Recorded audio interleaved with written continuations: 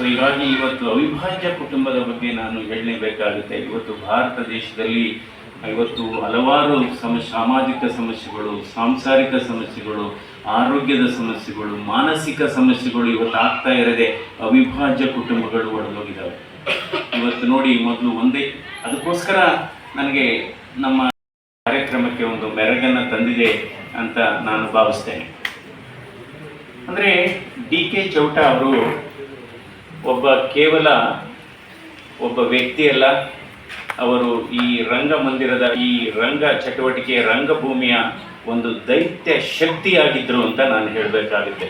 ಅವರು ಒಳ್ಳೆ, ಯಾಕೆಂದರೆ ಅವರು ಒಂದು ತಂದೆಯ ಸ್ಥಾನದಲ್ಲಿದ್ದರು. ಯಾಕೆಂದರೆ ಇವತ್ತು ನಾವು ಕೈಗಾರಿಕಾಕರಣದಲ್ಲಿದ್ದೀವಿ ಮತ್ತು ಗಣಕೀಕರಣದ ಕಾಲಘಟ್ಟದಲ್ಲಿದ್ದೇವೆ, ತಂತ್ರಜ್ಞಾನದ ಯುಗದಲ್ಲಿದ್ದೇವೆ, ತಂತ್ರಜ್ಞಾನದ ಸ್ಫೋಟ ಕೂಡ ಆಗ್ತಾ ಇದೆ. ಇಂಥ ತಂತ್ರಜ್ಞಾನದ ಸ್ಫೋಟ ಆಗುವಂಥ ಸಂದರ್ಭದಲ್ಲೂ ಕೂಡ ಈ ರಂಗಭೂಮಿಯನ್ನು ನಾವು ಉಳಿಸ್ಕೊಂಡು ಹೋಗಬೇಕು, ರಂಗಭೂಮಿಗೆ ಹೆಚ್ಚು ಒತ್ತನ್ನು ಕೊಡಬೇಕು. ನಮ್ಮ ಬೆನ್ನ ಹಿಂದೆ ನಮ್ಮ ಬಗ್ಗೆ ಒಳ್ಳೆಯ ಮಾತನಾಡುವವರೇ ನಿಜವಾದ ಆತ್ಮೀಯರು ಅಂತ ಹೇಳಬೇಕಾಗುತ್ತೆ. ಸೊ ಹೀಗಾಗಿ ಇವತ್ತು ಡಿ.ಕೆ. ಚೌಟ ಅವರ ಕುಟುಂಬವನ್ನು ನೋಡಿ ನನಗೆ ಬಹಳ ಸಂತೋಷ ಆಯಿತು. ಮನೋರಮಾ ಅವರಿದ್ದಾರೆ, ಅವರ ಸೊಸೆ ಅರ್ಚನಾ ಅವರು ಕೂಡ ಇದ್ದಾರೆ, ಅವರ ಸಿಸ್ಟರ್ ಕೂಡ ಇದ್ದಾರೆ, ಚಂದ್ರಶೇಖರ್ ಇದ್ದಾರೆ. ಅವರು ಬಹಳ ಪ್ರೋಗ್ರೆಸಿವ್ ಫಾರ್ಮರ್ಸ್. ಎಲ್ಲ ರೀತಿಯ, ಬಹುಶಃ ನಾನು ಅವರ ತೋಟವನ್ನು ನೋಡಿದಾಗ ಗೊತ್ತಾಯಿತು, ಇಷ್ಟು ಹಣ್ಣುಗಳು ಇದೆಯಾ, ಈ ಹೆಸರುಗಳು ಇದೆಯಾ, ನಮಗೆ ಗೊತ್ತೇ ಇಲ್ಲ. ಹಲವಾರು ಅಂದರೆ ತುಂಬ ಪ್ರೋಗ್ರೆಸಿವ್ ಫಾರ್ಮರ್. ನೀವು ನಿಮ್ಮ ಕಷ್ಟಗಳನ್ನು ಬೇರೆಯವ್ರ ಹತ್ರ, ಎಲ್ಲರ ಹತ್ರನೂ ಹೇಳ್ಕೊಳಕ್ಕೆ ಹೋದರೆ ಅವರು ನಿಮ್ಮ ಕಷ್ಟಗಳನ್ನು ಕೇಳಿ ಬಹಳ ಖುಷಿ ಆಗುತ್ತಂತ ಅವ್ರಿಗೆ. ಅದಕ್ಕೋಸ್ಕರ ಯಾರು ನಿಜವಾದ ಸ್ನೇಹಿತರು, ಯಾರು ಸಮಾಜದಲ್ಲಿ ಅಥವಾ ಕುಟುಂಬದಲ್ಲಿ? ಕುಟುಂಬ ಅಂದ್ರೇನು? ಕೇವಲ ರಕ್ತ ಹಂಚಿಕೊಂಡು ಹುಟ್ಟವರೇ ಕುಟುಂಬಸ್ಥರಲ್ಲ, ಕಷ್ಟ ಕಾಲದಲ್ಲಿ ಕಣ್ಣೀರನ್ನು ಒರೆಸುವವರು ಕೂಡ ಕುಟುಂಬ ಸದಸ್ಯರಾಗಿರ್ತಾರೆ. ನಾವು ಅಲ್ಲಿದ್ವಿ, ಮಿಯಾಪದನಲ್ಲಿ 2 ದಿವಸ ಇದ್ವಿ.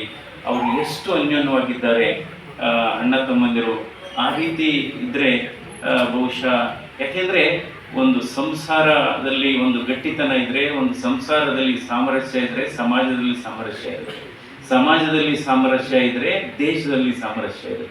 ಅದರಿಂದ ದೇಶ ಕಟ್ಟುವಲ್ಲಿ ಅವಿಭಾಜ್ಯ ಕುಟುಂಬಗಳ ಪಾತ್ರ ಬಹಳ ಮುಖ್ಯವಾದದ್ದು. ಹಾಗೆ ಇವತ್ತು ಅವಿಭಾಜ್ಯ ಕುಟುಂಬಗಳು ಇದ್ದಾಗ ಏನಾಗ್ತೈತೆ, ಒಂದೇ ಮನೆಯಲ್ಲಿ 15 ಜನ 20 ಜನ ಇರ್ತಾಯಿದ್ರು, ಒಬ್ಬೊಬ್ಬರು ಒಂದೊಂದು ಕೆಲಸವನ್ನು ಮಾಡ್ತಾಯಿದ್ರು. ನಂತರ ಸಮಸ್ಯೆಗಳನ್ನು ಹಂಚ್ಕೋತಾ ಇದ್ರು. ಮನೆಯೇ ಒಂದು ಶಿಶುವಿಹಾರ ಆಗಿತ್ತು, ಮನೆಯೇ ಒಂದು ಸಾಂತ್ವನ ಕೇಂದ್ರ ಆಗಿತ್ತು, ಮನೆಯೇ ಒಂದು ಸಮುದಾಯ ಭವನ ಆಗಿತ್ತು.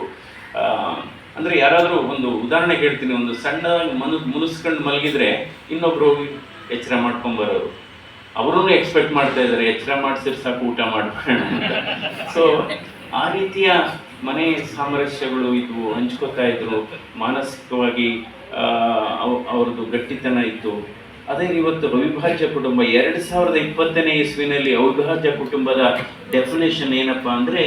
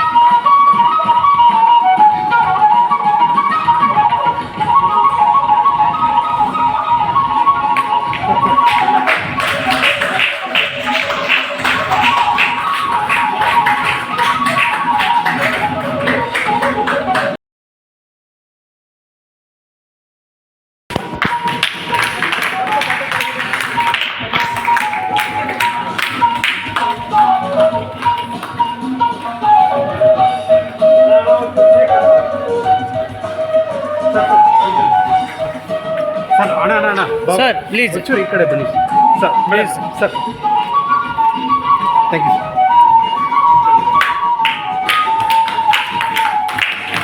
ಡಾಕ್ಟರ್ ರಮ್ಯಾ ನವೀನ್ ಕೃಷಿ ರಂಗಭೂಮಿ ಕಲಾವಿದರು ಹಾಗೂ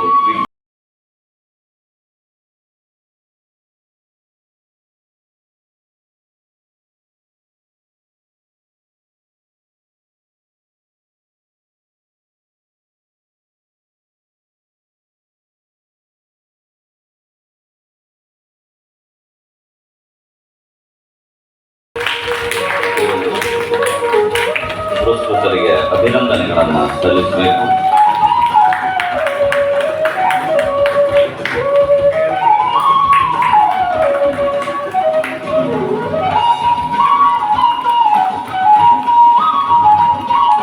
ಸರ್ ಸರ್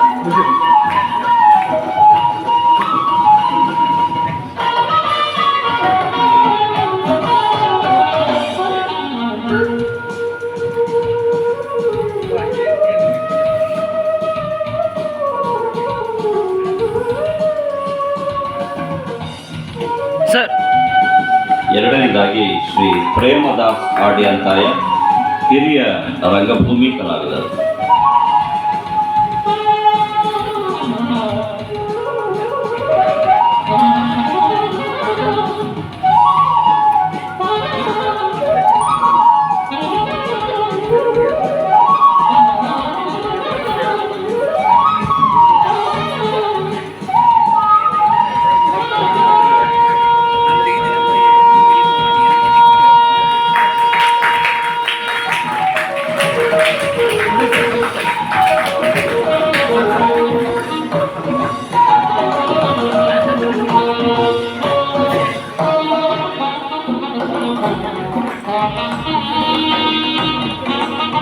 ನಂತರದಲ್ಲಿ ಗೀತಾ ಸೂರತ್ಕಲ್, ರಂಗಭೂಮಿ ಕಲಾವಿದರು.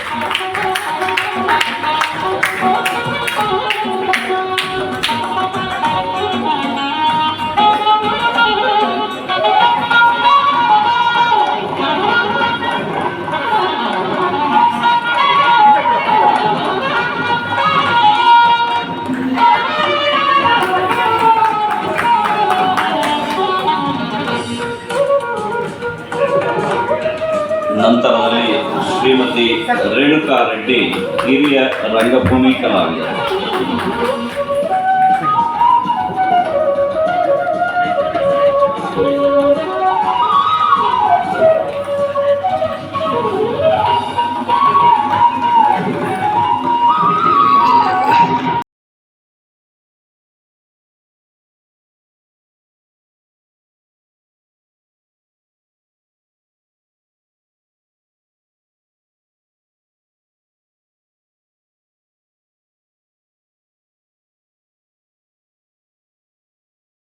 ಅವರಿಗೆ ಇದೀಗ ಗಣ್ಯಮಾನ್ಯರು ಎಲ್ಲರೂ